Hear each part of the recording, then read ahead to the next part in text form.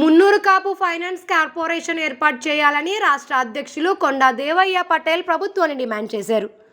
శనివారం భద్రాచలంలో జరిగిన విలేకరుల సమావేశంలో ఆయన మాట్లాడుతూ, తెలంగాణ రాష్ట్రంలోని 33 జిల్లాల్లో ఉన్న మున్నూరు కాపుల జనాభా శాతంలో అధిక భాగంలో ఉన్నామని, ఇటీవల జరిగిన అసెంబ్లీ ఎన్నికల్లో కూడా మున్నూరు కాపు సభ్యులకు తక్కువ సీట్లు కేటాయించారని అన్నారు. రాష్ట్ర జనాభాలో కులాల ప్రాతిపదికన కులాల కార్పొరేషన్లో ఏర్పాటు చేస్తే వారికి ప్రభుత్వం నిధులు కేటాయిస్తుందని, మున్నూరు కాపులకు మున్నూరు కార్పొరేషన్ ఏర్పాటు చేసి నిధులు కేటాయించాలని దేవయ్య పటేల్ ప్రభుత్వాన్ని డిమాండ్ చేశారు. రాష్ట్రంలోని 33 జిల్లాల్లో ఉన్న ఎమ్మెల్యేలకు, మంత్రులకు ప్రతి ఒక్కరికి వినతి పత్రం అందజేయడం జరిగిందని తెలిపారు. ఇటీవల జరిగిన ఎన్నికల్లో మున్నూరు కాపుల ఓట్ల ద్వారానే కాంగ్రెస్ పార్టీ ప్రభుత్వం ఏర్పడిందని ఆయన పేర్కొన్నారు. గత బీఆర్ఎస్ ప్రభుత్వం 10 సంవత్సరాల్లో మున్నూరు కాపుల సంక్షేమం కోసం ఎలాంటి కృషి చేయలేదని విమర్శించారు. ఈ సమావేశంలో మున్నూరు కాపు సంఘం గౌరవ అధ్యక్షులు డాక్టర్ పిన్నింటి రాజశేఖర్, ఎడ్ల రవి పటేల్, బండి సంజయ్, బాలకృష్ణ పటేల్, దేశెట్టి శివ, రాయుడు పటేల్, వల్లల ప్రసాదరావు, రంగారావు, నాగభూషణం, బాపట్ల మురళి, వరాల వేణు, తమ్మల వెంకటేశ్వర్లు తదితరులు పాల్గొన్నారు. మున్నూరు కాపు ఫైనాన్స్ కార్పొరేషన్ సాధనకై భాగంగా ఈరోజు మన భద్రాచలం రావడం జరిగింది.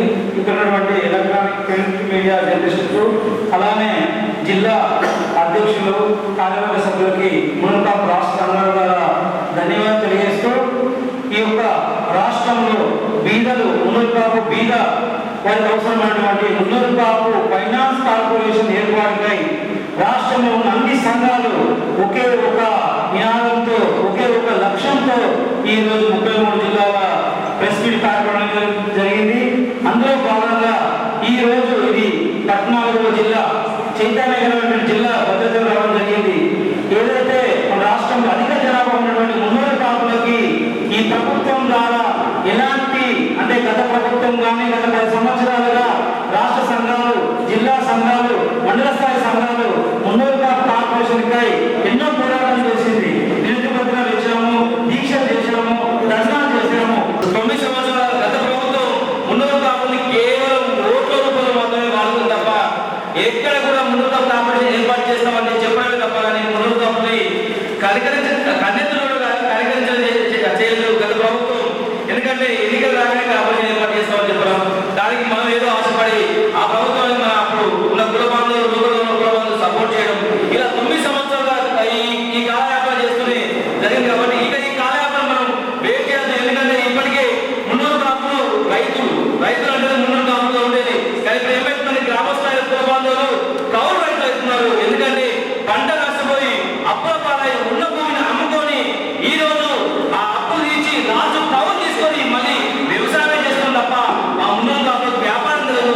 తెలిసింది ఒకటి వ్యవసాయం. కాబట్టి మా మున్నూరు కాపుల్ని ఆదుకోవాల్సింది ఈ రాష్ట్ర ప్రభుత్వం చేతిలో ఉంది. కాబట్టి తక్షణమే మున్నూరు కాపులకి 5,000 కోట్లతో ఫైనాన్స్ కార్పొరేషన్ ఏర్పాటు చేయాలని చెప్పి రాష్ట్ర ప్రభుత్వం ఒత్తిడి చేస్తూ ఈ కార్యక్రమం తీసుకోవడం జరిగింది. 2,50,000 కోట్ల బడ్జెట్లో 5,000 కోట్ల రూపాయలు మాకు పెద్ద లెక్క కాదు ఇవ్వడానికి. 10 కులాలు, అన్ని కులాలు, బీసీలు అందరూ తీసినారు. మాకు ఇవ్వలే, ఎంత అడిగినా ఎంత మొత్తం కూడా ఇవ్వలే. మరి ఈ రోజు అయితే మరి ఒక 2 ఎకరాల భూమి ప్రతి జిల్లా కేంద్రంలో హాస్టల్ బిల్డింగ్ కట్టుకోవడానికి ఒక 5 కోట్ల రూపాయలు నిర్మాణం కోసం అడిగినాము. మేము ఎక్కువేం అడగలేదు. మళ్ళీ తర్వాత మాకు ఆత్మగౌరవ భవనానికి కానీ ఒక లోయ ఇచ్చినారు. దాన్ని కట్టించుకోవాలంటే ఆ బయట మట్టి తగ్గిందంతా గవర్నమెంట్ మొత్తం మట్టి తీస్తే మొదలు వచ్చారు. మాకు 5 కోట్ల రూపాయలు ఇచ్చిన కూడా మేము తీసుకున్న పరిస్థితుల్లో, దౌర్భాగ్య పరిస్థితిలో ఈరోజు మున్నూరు కాపులు ఉందంటే మాకు ఎంత అవమానం చెప్పండి. ఈరోజు మున్నూరు కాపులు 60 లక్షల మందిలో తెలంగాణలో మరి మీరు రాజ్యాధికారంలో లేరు, మరి ఆర్థికంగా లేరు, మరి గవర్నమెంట్లో కూడా మీరు ఏం సాధించుకోలేకపోతున్నా అంటే మాకు అయిపోయింది. మేము ఎంత అడిగినా ఎన్ని రాసినా కూడా వాళ్ళు కనీసం మేనిఫెస్టోలు కూడా పెట్టలేదు. 3 అధ్యక్షులు కలిసాము. భారతీయ జనతా పార్టీ అధ్యక్షుడిని, మరి రాష్ట్ర అధ్యక్షుడు కిషన్ రెడ్డిని కలిసాము. మరి ఎన్నుల రేవంత్ రెడ్డి గారిని అప్పుడు బీసీసీ అధ్యక్షులుగా ఉన్నప్పుడు వారిని కలిసి మాకు మీద ఇప్పుడు అసెంబ్లీలో కూడా మాకు జనాభా కానీ ఎమ్మెల్యే సీట్లు ఉన్నాయా, మీరు కనీసం 25%, 24% ఉన్నాము, కనీసం ఒక 15 మనుషులు కంటే వాళ్ళు ఇవ్వరు. లాస్ట్ అయితే బీఆర్ఎస్ పార్టీ 9 ఉంటే 10 ఇచ్చింది, బీజేపీ మరి 6 ఇచ్చింది. బండి సంజయ్ అంటే నిజంగా మాకు కూడా ఒక 15 సీట్లు వచ్చేది.